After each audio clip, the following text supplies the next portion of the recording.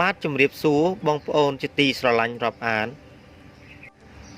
តាមរយៈវីដេអូមួយនេះខ្ញុំនឹងបង្ហាញបងប្អូនវិធីឆាខ្ញីសាច់មាន់តើធ្វើយ៉ាងណាដើម្បីកុំឲ្យខ្ញីនឹងហាងពេកឬក៏ធំក្លិនឈួលពេកតើគ្រឿងផ្សំនិងវិធីធ្វើយ៉ាងណាបងប្អូនតាមដានទស្សនាដូចតទៅជាដំបូងយើងបើកភ្លើងឲ្យក្តៅហើយយើងដាក់សាច់មាន់ចូលទៅយើងលីងវា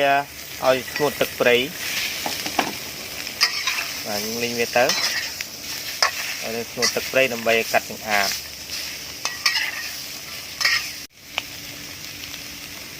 ហើយឥឡូវនេះសាច់មាន់យើងស្ងួតទឹកហើយដាច់ទឹកព្រៃហើយយើងដួសទុកមើលលើទៅបាទយើងដួសទុកទៅ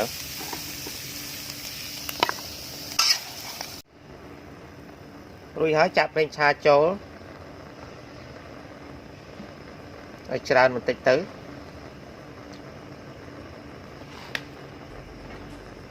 រងចាំឲ្យវាក្តៅហើយយើងចាក់ខ្ញីចូល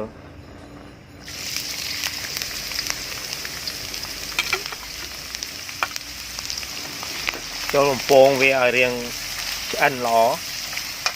ធ្វើបែបនេះដើម្បីកុំឲ្យខ្ញីរបស់យើងខាងពេកណាបងប្អូន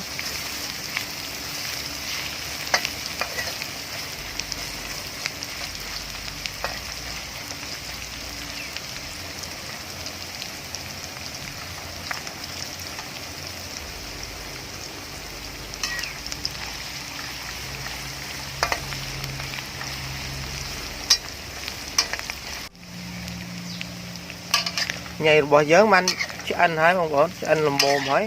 មើលទៅប្រហែលជាមិនទៅហាងទេយើងដួសដាក់ចានទុកមួយលើសិន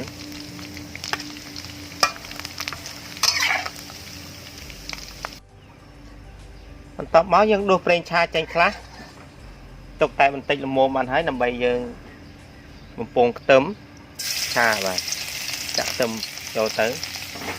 លីងខ្ទឹមឲ្យឈ្ងុយ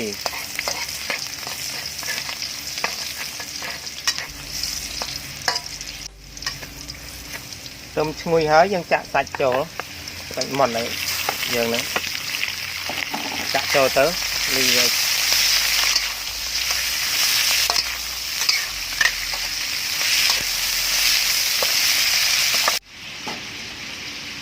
យើងដាក់ស្ករស3ស្លាបព្រាកាហ្វេប៊ីចេង1ស្លាបព្រាកាហ្វេនឹងរ៉ូឌី1ស្លាបព្រាណាហើយយើងអាចបន្ថែមប្រេងខ្យងបន្តិចបងប្អូន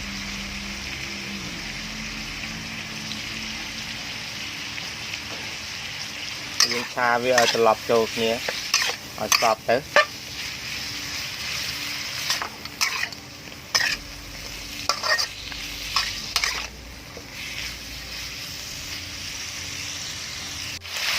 បន្ទាប់ពីយើងឆាសាច់មាន់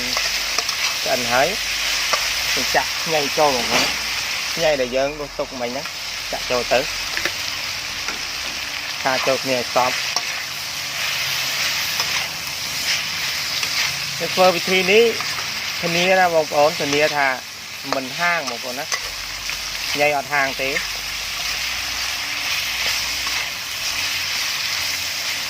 កុំក្លិនឈ្ងុយ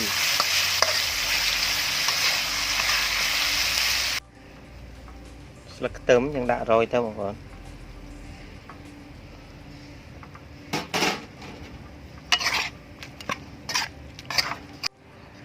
បាទឆាខ្ញីសាច់មាន់យើងបានឆាឆ្អិនហើយដួសដាក់ចានជាការស្រេចណាបងប្អូន